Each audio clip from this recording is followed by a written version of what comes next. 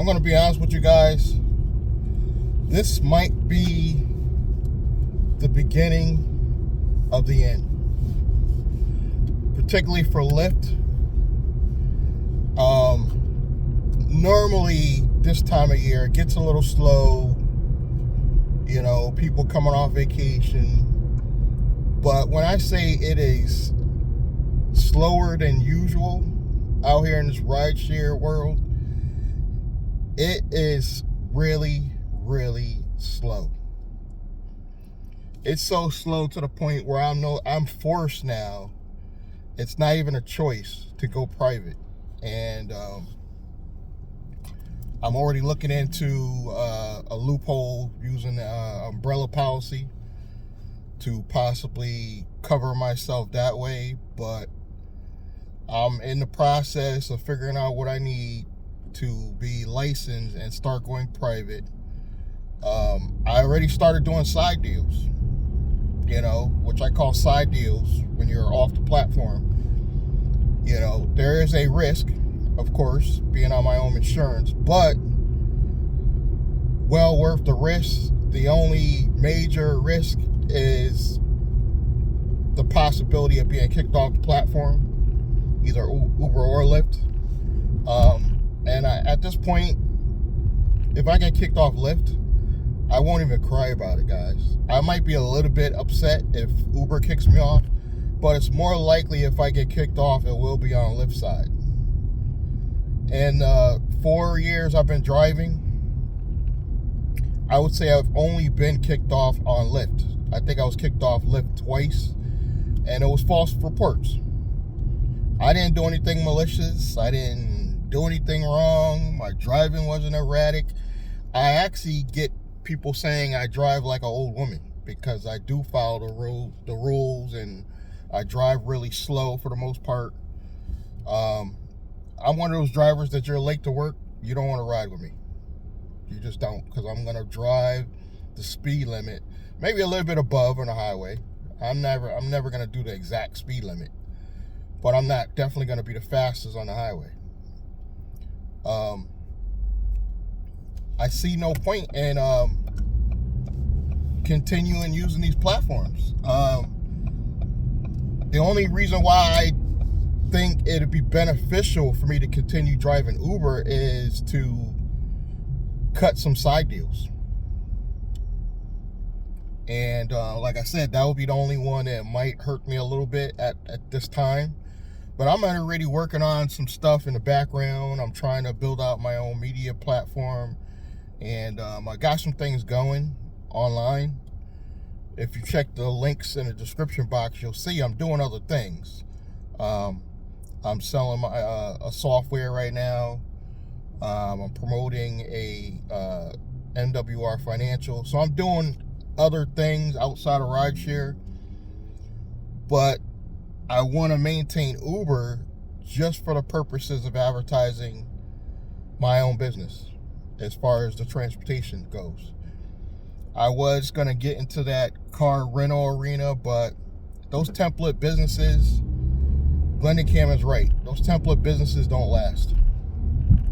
And Toro, Hire Car, Airbnb, they are all struggling right now. For the average person, you're always going to get some wise guy to be like that. Well, I'm still making money.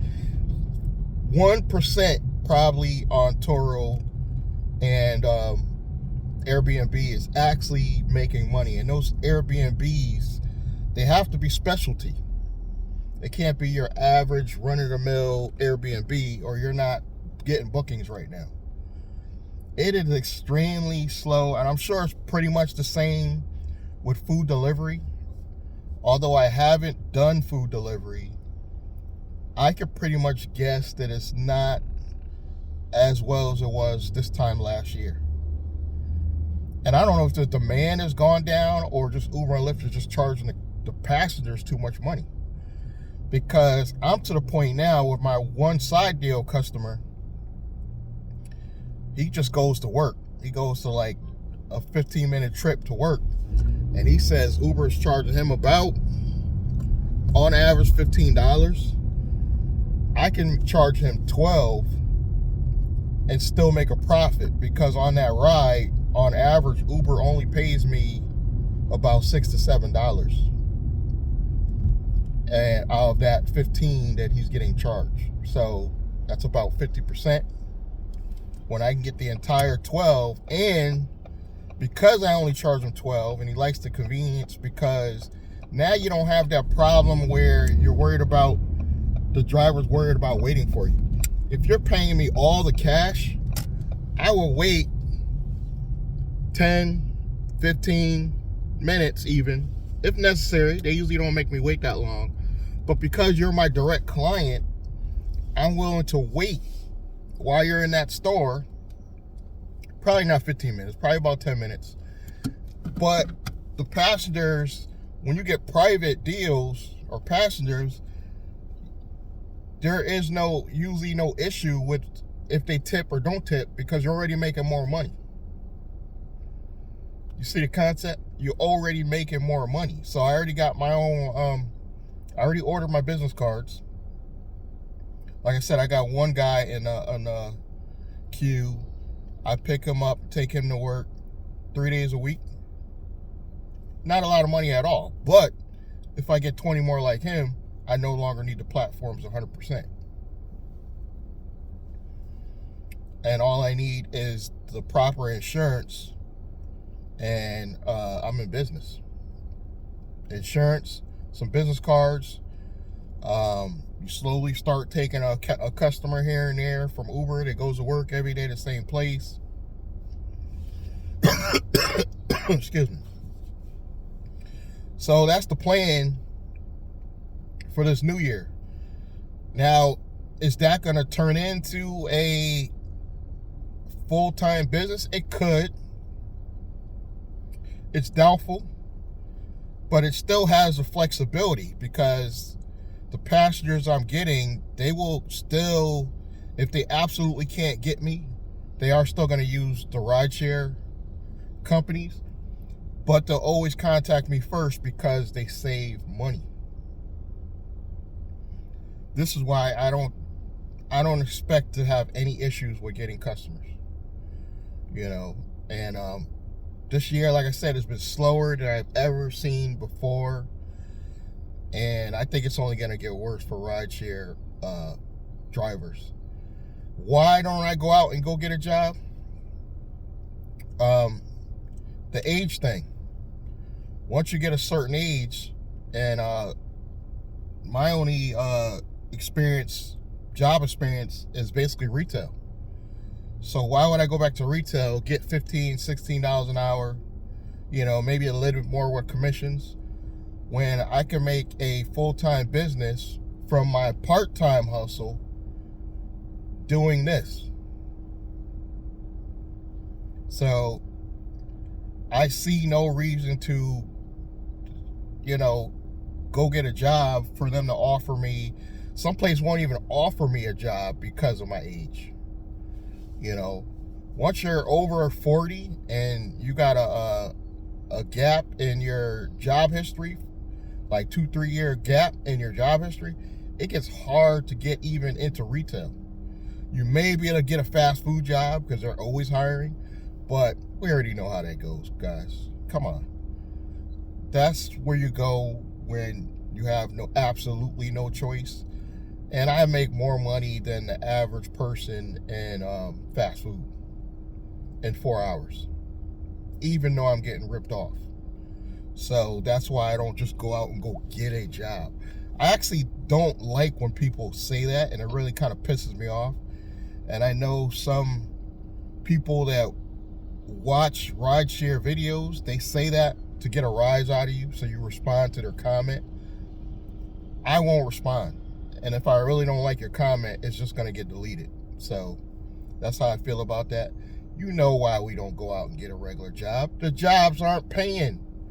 Just because you got a good degree and you're out there making over $20 an hour does not make you the average person. You got to think when you make these comments on people's channel. You're above average if you're making $21 an hour, and you have a skill and a degree. You're above average right now. You know, the average person doesn't have those qualifications to just go out and get a job with a livable wage. Bare minimum in my state of Connecticut, you got to be bringing in $18 an hour just to somewhat live comfortably. And you got to have a spouse or someone you're living with to combine your incomes just to make it, where you could buy, you know, everyday other things like extra clothes, food, you know, entertainment.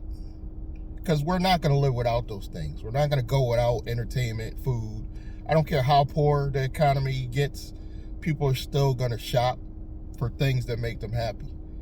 And you can't go do that with a job only paying $15 or less an hour. That's just my opinion.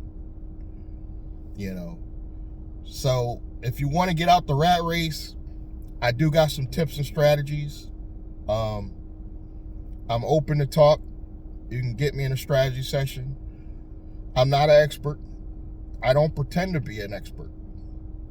You know, I'm not on the level of the rideshare professor and some of these Uber YouTubers, but I got, you know, some knowledge just from life and other businesses I've been in that could possibly help you out.